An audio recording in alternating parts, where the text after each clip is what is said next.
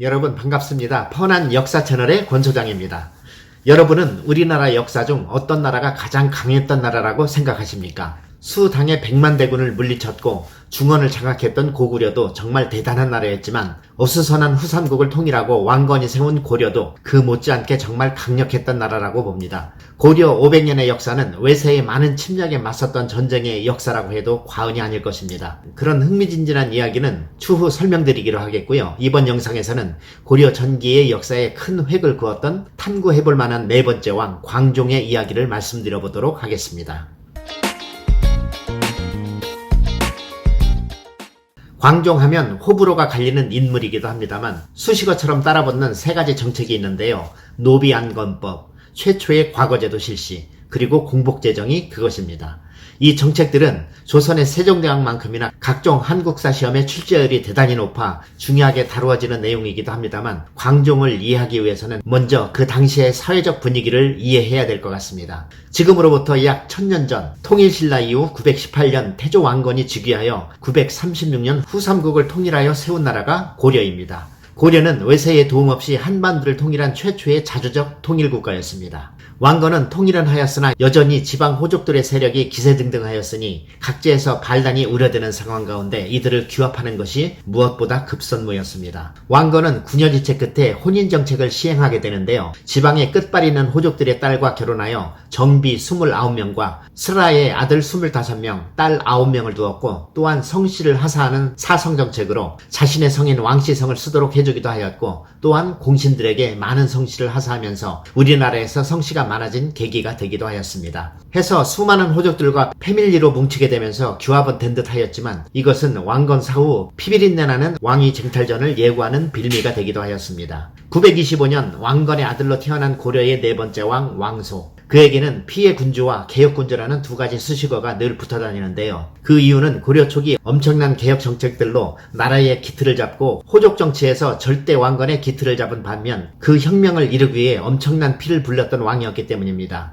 왕건이 사망하자 그 이후의 왕들은 끝발 있는 호족들의 등살에 허수아비 왕 노릇을 할 수밖에 없었습니다. 태조 왕건에 이어 두 번째 왕으로 등극한 해종은 자객의 공부에 떨며 극심한 스트레스로 인해 재위 2년 만에 사망하였고 그 뒤를 이은 그의 동생 정종도 재위 4년 만에 병사인지 타살인지 뚜렷한 원인을 알 수 없이 요절합니다. 이렇게 호족들의 기세에 눌려 사망한 두 형을 보고 크며 그 뒤를 이은 왕이 바로 고려의 4대왕 광종입니다. 왕권은 바닥에 곤두박질 치게 되었고 목숨까지도 위태로웠던 시기에 왕좌에 오른 광종은 왕이랍시고 어설프게 나댔다간 큰일 날 상황이었기에 가슴 깊이 칼을 숨겨둔 채 호족들에게 굽신굽신하며 좀 모자란 듯한 행동을 하며 아무것도 하지 않았습니다. 그렇게 7년의 세월을 지내다 서서히 숨겨놨던 칼을 꺼내드는데요. 재위 8년째 되던 956년 느닷없이 놀라운 선언을 하게 됩니다. 사만 통일 때 억울하게 호족들의 노비가 된 자들을 조사하고 살펴 옳고 그름을 가리도록 하시오 하는 명령을 하는데 이 사건이 바로 노비안건법입니다. 노비안건법은 전쟁포로로 억울하게 노비가 된 자들이 많았고 몰락한 양반들을 돈을 주고 사는 경우도 허다하였으니 다시 조사하여 일반 양민으로 풀어주겠다는 정책인데요. 미국의 링컨이 노예 해방을 1863년에 했다면 900여 년 전에 이미 고려에서 실시했던 정책입니다만 노비안건법의 핵심은 막강했던 호족들의 힘을 빼자는 사전포석의 의도가 담겨 있습니다.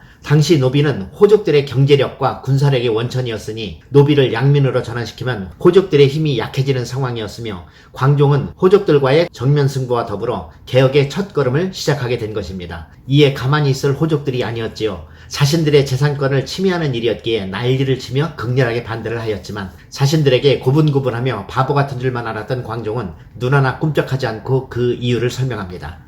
아버지였던 왕건도 억울하게 노비가 된 자들을 일부 풀어준 예가 있었고 이 안건법은 억울하게 노비가 된 자들을 원래대로 돌려놓는 것이며 특히 노비는 세금을 내지도 않았고 군대를 가지도 않았기에 양민이 늘어나면 국가의 세수가 크게 증가함은 물론 국방력도 증가하게 됨을 설명하니 이를 반박할 논리가 없었던 호족들은 울며 겨자 먹기로 수긍할 수밖에 없었습니다. 이렇게 국가재정을 확보한 광종은 그로부터 2년 후인 958년에 또 하나의 쇼킹한 정책을 내놓게 되는데 그것이 바로 과거제의 시행이었습니다. 앞으로는 유교적 지식을 갖춘 능력 있는 자들을 시험을 통해 관리로 선발하겠다고 선포합니다. 당시의 분위기로는 과거제는 엄청난 혁명인데요. 왜냐하면 호족들과 그의 자녀들이 대를 물려 요직을 다 해먹고 있었기 때문이며 그로 인한 비리가 만연하고 있었기에 그런 모순된 고리를 끊겠다는 의지의 표명이었습니다. 노비 안건법이 경제적 개혁이었다면 과거제도의 시행은 정치적 개혁이었으며 아울러 호족들의 발목을 잡는 신의 한 수였습니다. 이 과거제를 시행하면서 관료를 뽑는 기준이 신분에서 실력으로 넘어가는 계기가 되었고 그제서야 호족들은 광종의 속내를 알아채게 됩니다.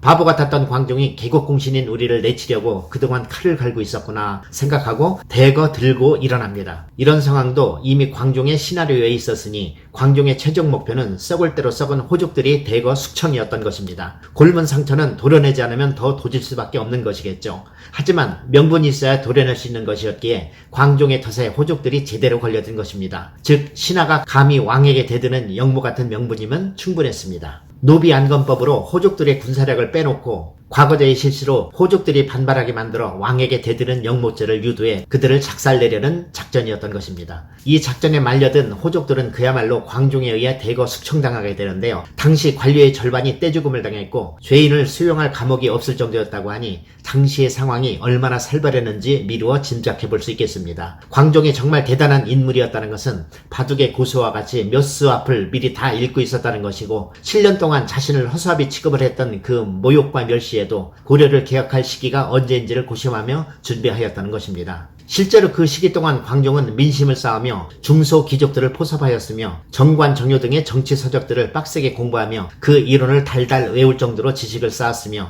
또한 자신의 도울 인재를 찾는 데 주력하였으니 그렇게 만난 인물이 바로 쌍기였습니다. 쌍기는 중국의 후주라는 나라의 인재였으며 사신단으로 고려에 온 인물이었는데 그의 탁월한 지식과 인물됨을 알아본 광종은 후주의 허락을 받고 고려에 기회하게 하여 그를 측근에 두게 됩니다. 삼국지에 나오는 유비에게 제갈공명이 있었다면 광종에게는 쌍기가 있었다고 해도 과언이 아닐 것입니다. 과거 제도는 이미 선진국인 중국에서 시행하고 있었던 제도였기에 이를 경험한 쌍기의 권유로 추진할 수 있었고 큰 성과를 거둘 수 있었던 것입니다. 이 과거 제도는 광종 때 처음 도입하여 조선이 끝나가는 갑오개혁 때까지 인재 등용의 메카의 역할을 톡톡히 하였습니다. 이렇게 광종은 반기를 드는 호족들은 물론 자신의 형인 해종과 경종의 아들까지 사사하는 광기가 있기는 했지만 결국 왕권 강화와 개혁이라는 두 마리 토끼를 잡는 데 성공한 왕으로 인정받게 되었습니다. 광종은 그뿐 아니라 공복을 제정한 왕으로도 유명한데요. 즉 신하들의 유니폼을 색깔별로 입혀 위계를 명확히 하였고 관료의 등급에 따라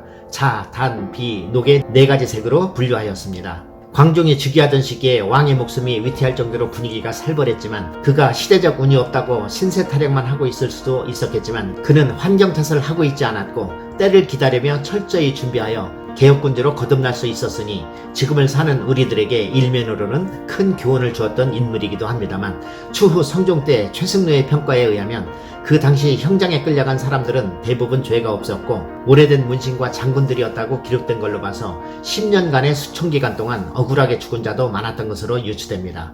광종, 그는 진정한 개혁군주였는지 자신의 욕구를 채우기 위한 킬러였는지 과연 여러분은 어떻게 생각하시는지 궁금합니다. 댓글로 알려주시기 바랍니다. 오늘 하루도 탁월한 일상이 되시기를 응원합니다.